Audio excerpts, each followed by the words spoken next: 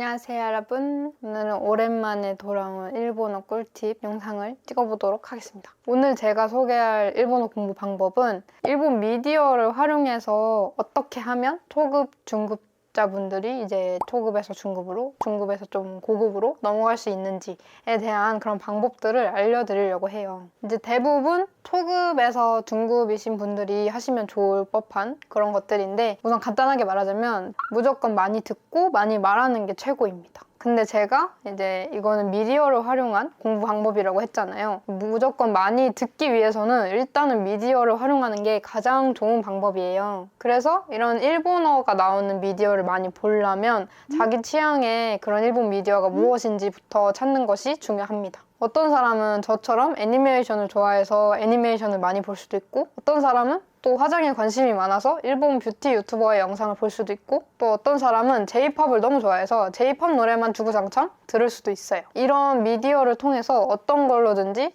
그런 일본 문화에 대한 호기심을 키워야 되는 게 가장 중요하다고 생각해요. 이 호기심이라는 게 있어야만 일본어를 계속 접할 수가 있거든요. 어쨌든 이렇게 자기가 좋아하는 유형의 일본 미디어를 찾게 돼서 계속 호기심을 가지게 되었다면 그 매체를 보면서 모르는 단어를 찾아보는 습관을 들이는 것이 그 다음 스텝이에요. 내가 되게 관심 있는 캐릭터가 또는 일본 유튜버가 또는 일본 가수가 무슨 말을 하는지 호기심이 생기게 되면 자연스럽게 그 들리는 단어를 사전에서 찾아보게 돼 있거든요. 그런데 이게 또 자연스럽게 행동하기만 해서는 안 됩니다. 이게 모르는 단어를 찾고 싶을 때만 찾으면 점점 그 행동이 줄어들 가능성이 크거든요. 그러니까 어느 정도는 의식적으로 그 말들이 어떤 단어이고 어떤 의미인지 궁금해해야 한다는 말이에요. 그렇게 그 행동이 일주일, 2주, 한 달 이렇게 계속 지속되다 보면 습관으로 형성이 될 거란 말이에요. 저도 그래서 지금 일본어로 접한 지 10년이 다 돼가는데 그때 했던 습관이 남아있어서 아직도 모르는 단어가 들리면 그 단어가 무슨 뜻인지 알고 싶어서 사전에서 찾아보고 저장하고 그런답니다. 이렇게 단어를 찾은 다음에는 저장만 해두기보다 눈으로 많이 보고 입으로 많이 말해야겠죠? 완전 초반에는 주변에 있는 사물이나 아니면 나의 생각 등을 위주로 찾아보는 것도 괜찮아요. 미디어뿐만 아니라 우리 주변에 있는 모든 것들도 다 단어로 이루어져 있기 때문에 이걸 활용해서 공부하는 것도 괜찮은 방법입니다. 예를 들면 이제 그 사고 회로가 내 눈앞에 식탁이 있는데 이 식탁은 쇼크타크라고도 하고 테이블이라고도 하구나 하고 이거는 두 가지 단어를 다 기억해놓고 나중에 애니에서 어떤 단어가 더 많이 쓰이는지 그거를 기억해야겠다 뭐 이런 식으로 사고를 한다거나, 아니면 뭐 길을 가다가 오늘은 되게 습기가 많은 날씨다. 근데 습기는 일본어로 뭐라고 할까?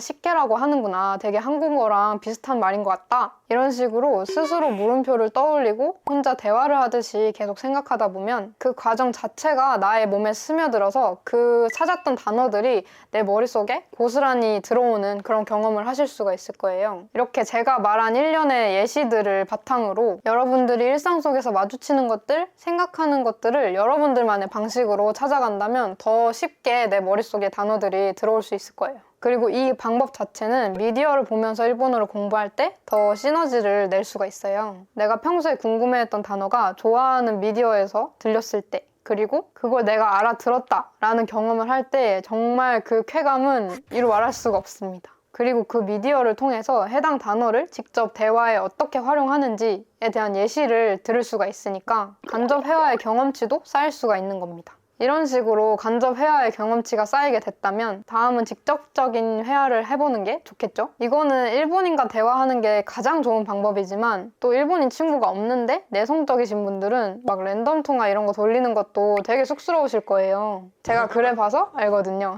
그래서 저는 혼자 있을 때마다 일본어로 혼잣말을 엄청 많이 했어요. 애니로 일본어 공부하는 방법 영상에서도 말씀드렸지만 저는 제가 생각하는 모든 걸 일본어로 말하고 그걸 통해서 말하기 실력을 다졌던 것 같아요. 이게 혼잣말을 해야겠다라고 해서 일본어로 혼잣말을 한 게 아니라 앞에서 말한 일본어에 대한 호기심이 너무 컸기 때문에 저절로 그런 행동을 하게 된 거라고 생각했습니다. 어차피 혼자서 말하는 거니까 너무 두려워하지 마시고 틀려도 그냥 자신감 있게 이야기하면 좋을 것 같아요. 그리고 이런 혼잣말은 초급에서 중급으로 넘어가시는 분들이 하시면 더 실력이 빨리 향상될 수 있기 때문에 매우 추천드리는 방법입니다. 초급이신 분들이라면 미디어에서 일본어가 조금씩 들리기 시작할 때 내 귀에 콕콕 박히는 문장들만 따라서 말해보면 좋아요. 이게 모든 문장을 따라하면 공부가 되는데 내가 콕콕 박히는 문장들만 하면 놀이가 되거든요. 이렇게 혼잣말을 하면 미디어에서 나왔던 말을 적절하게 내 상황에 맞게 활용을 할 수가 있기 때문에 그런 언어에 대한 응용력이 키워질 수가 있습니다. 이렇게 미디어를 활용해서 공부를 한다면 한국인들이 어려워하는 일본어의 인토네이션, 억양에 대한 기초를 다질 수가 있을 거예요. 한국인들이 일본어의 억양을 어려워하는 이유가 저는 두 가지가 있다고 생각하는데요. 먼저 첫 번째는 한국어에는 특별한 억양이 없어서 한국인은 언어의 높낮이를 파악하기 어려운 그런 사고회로를 가졌을 가능성이 높다는 겁니다. 그래서 어떻게 보면 경상도 분들 같이 사투리를 쓰면서 언어의 억양을 아시는 분들이 일본어 억양을 파악하기에는 더 유리할 수가 있을 것 같아요.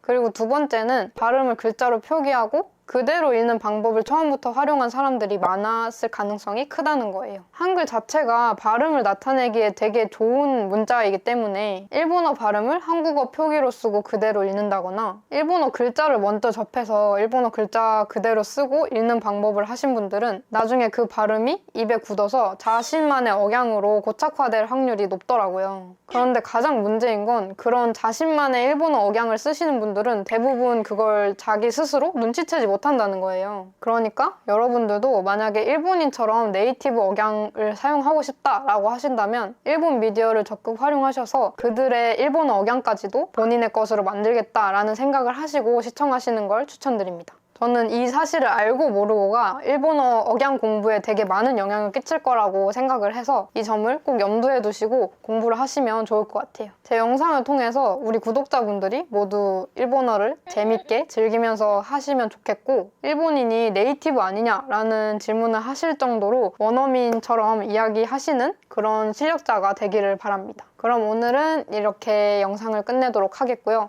다음에 또 일본어 공부 방법에 대한 꿀팁을 가져오도록 하겠습니다. 안녕!